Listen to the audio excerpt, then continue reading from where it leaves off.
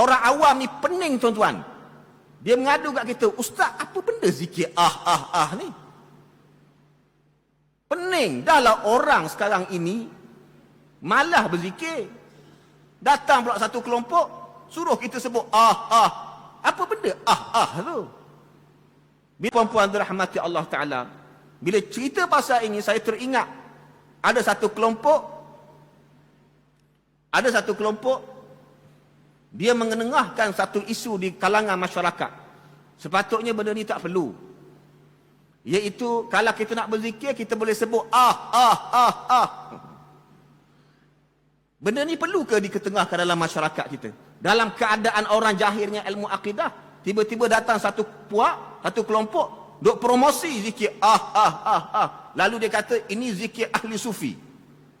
Orang awam ni pening tuan-tuan. Dia mengadu kat kita, "Ustaz, apa benda zikir ni?"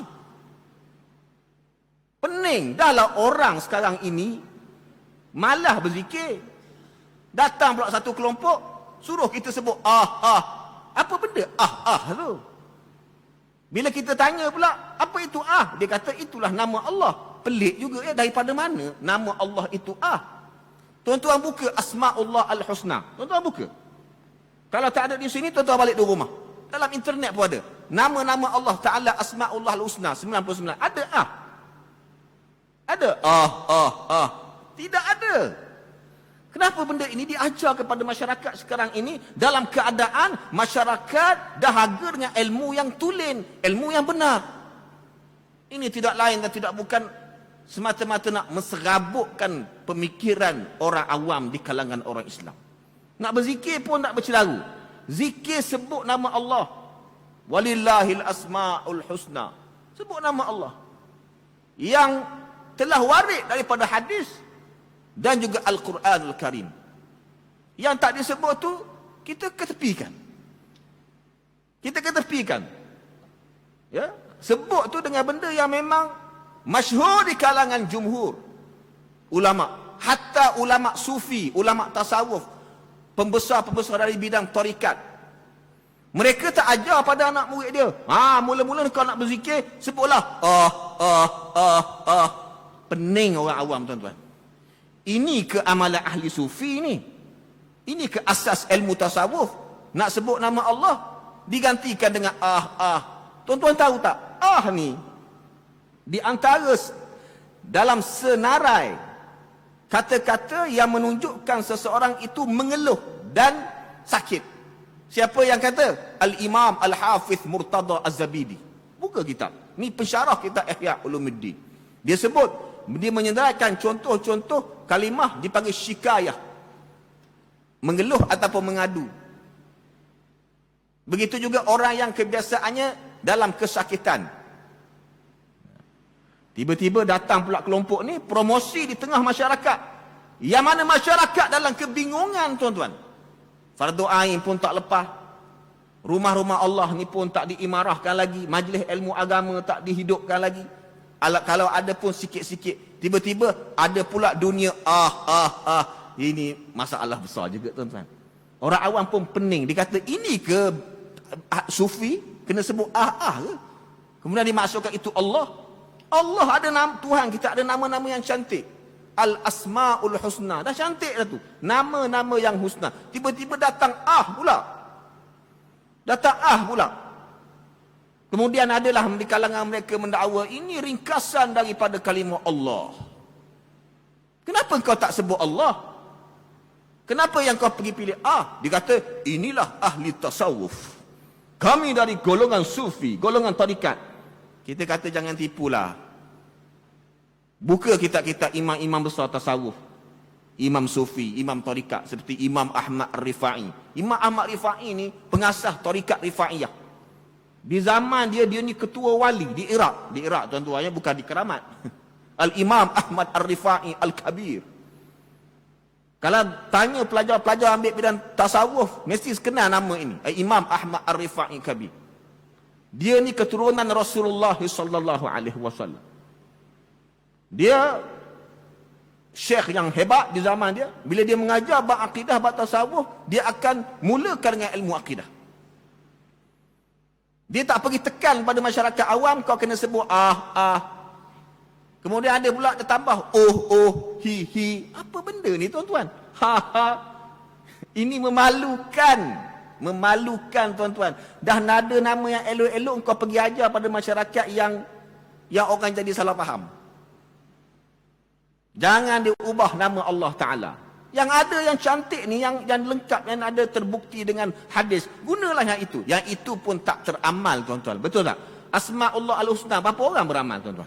Berapa orang yang menjadikan amalannya Asma'ullah Husna bacaan tiap-tiap hari?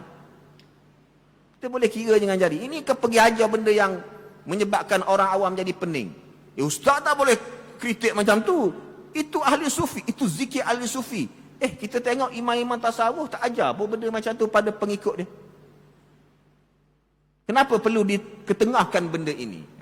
Sebab itulah akhir zaman ni orang awam di kalangan orang Islam banyak jadi bengong tuan-tuan. Pening-pening. Sebab ni sebab puak-puak ni. Antara dia lah. Orang datang ke masjid, ke surau, nak mendekatkan diri kepada Allah lah. Nak berzikir, nak berselawat. Tiba-tiba ajar pula benda-benda yang pelik-pelik. Benda yang orang jadi pening. Sebab ajar nama-nama Allah Ta'ala yang mulia. Sebab itulah saya berpesan kepada semua. Ingat, di akhir zaman ni, kalau ada orang mempromosi dalam bab tasawuf, tarikat, hati-hati. Sebab apa? Yang tak betul pun ada. Yang betul tu adalah. Yang tak betul pun banyak. Tuan Haji, jom malam ni kita pergi majlis zikir tausufi. Hati-hati zaman sekarang. Zaman dulu tak apa. Zaman sekarang ni banyak yang mengarut. Silap hari bulan tuan-tuan pun kena tipah tertipu. Duit banyak, aset banyak, tipah tertipu. Jadi kita tak nak benda ni berlaku dalam masyarakat kita. Banyak lagi benda lain yang perlu diutamakan. Bukan kita kena tekan pada orang awam benda-benda yang kadang-kala menjadi orang awam keliru. Walaupun ada yang menjelaskan, ulama ni kata benda itu zikir ini tak perlu diketengahkan dulu dalam masyarakat. Al-Quran pun berapa ramai orang membacanya setiap hari.